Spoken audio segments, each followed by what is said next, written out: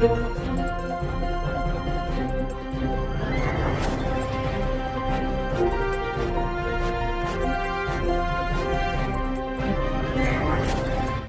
જોઈ રહ્યા છો પ્રજાના પ્રશ્નોને વાચા આપતું મિસ્ટર ગુજરાત ન્યૂઝ।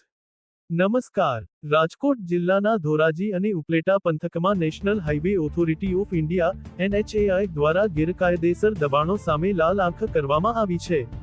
NHAI દ્વારા ધોરાજી તાલુકાના સુપેડી ગામ નજીક નેશનલ હાઈવે બાયપાસ પર આવેલા વર્ષો જૂના દબાણો દૂર કરવાની મોટા પાયે કામગીરી હાથ ધરવામાં આવી છે।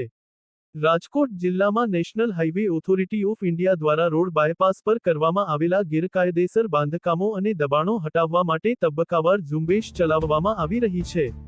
થોડા દિવસો પહેલા ઉપલેટાના પોરબંદર રોડથી ગણોદ સુધીના નેશનલ હાઈવે બાયપાસ પરથી દબાણો દૂર કરાયા બાદ આજે ધોરાજીના સુપેડી ગામ નજીક હાઈવે બાયપાસ પર આવેલ ગેરકાયદે દબાણો પર તંત્રનું બુલડોઝર ફરી વળ્યું હતું। કોઈ અપ્રિય બનાવ ન બને તે માટે સ્થળ પર પોલીસનો ચુસ્ત બંદોબસ્ત ગોઠવી દેવામાં આવ્યો હતો। દબાણ હટાવો ઝુંબેશ જોવા માટે સ્થાનિક લોકોના ટોળેટોળા ઉમટી પડ્યા હતા।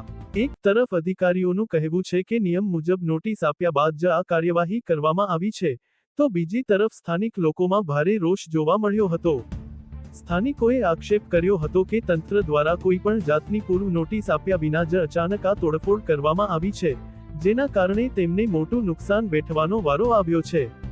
હવે નોટિસ આપવાના અધિકારીઓના દાવા સાચા છે કે સ્થાનિકોના આક્ષેપો, તે તો આવનારો સમય જ બતાવશે, પરંતુ હાલ સુપેડી ગામ નજીક બાયપાસ રોડને દબાણમુક્ત કરવાની કામગીરી પૂર્ણ ઝડપે ચાલી રહી છે।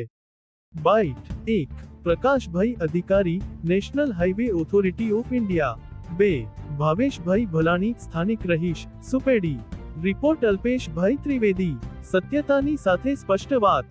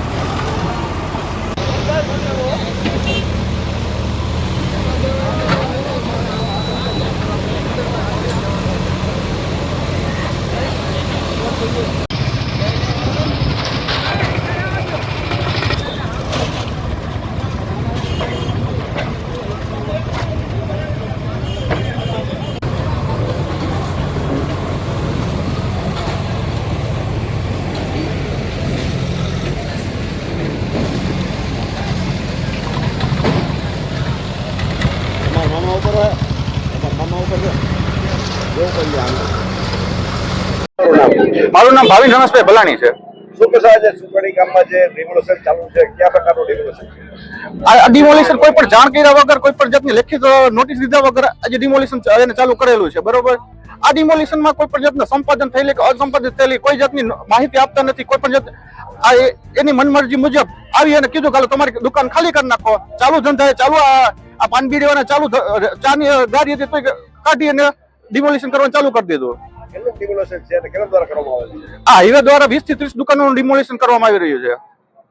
જાણ કરવામાં આવેલી ખરી? કોઈ પણ જાતની લેખિત જાણ કરવામાં આવેલી નથી. ફક્ત એક દિવસ પહેલા મૌખિક જાણ કરવા કે ભાઈ કાલે કે તમારું ડિમોલિશન કરવા લીટો તો દોરી ગયા અને લીટા પ્રમાણે કે બધું કાપી નાખવામાં આવશે એવી માહિતી બસ આપીને વયા ગયા. તમારી માંગણી અમારી માંગણી છે કે ભાઈ જે છે પેલા લેખિત જાણ કરે અને જેને સંપાદન નથી થયેલું પેલા સંપાદન કરે અને યોગ્ય વળતર આપે. જે નાના મોટા રોજગાર વાળા છે એ હવે રોજગાર વગરના થઈ જાય તો તેને યોગ્ય ન્યાય મળે તથા એને રોજગારની માટે કોઈ ઓપ્શનલ व्यवस्था મળે.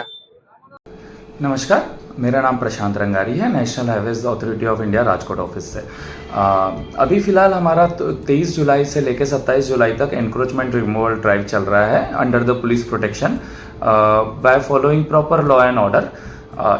यहाँ हमारा जो उपलेटा और धोराजी सेक्शन है national highways 27 Porbandar Jetpur section के अंतर्गत, इसमें काफ़ी प्राइवेट प्रॉपर्टीज़ और फार्मर्स और जो भी कमर्शियल इस्टेब्लिशमेंट थे, ढाबा, टी शॉप, पान शॉप, इन लोगों ने नेशनल हाईवेज की लैंड ROW, नेशनल हाईवे का जो ROW है उस एरिया में इन लोगों ने अपने टेम्पररी और परमानेंट कंस्ट्रक्शंस किए थे डिफरेंट जगह, और इस वजह से रोड यूजर्स को काफ़ी दिक्कत हो रही थी।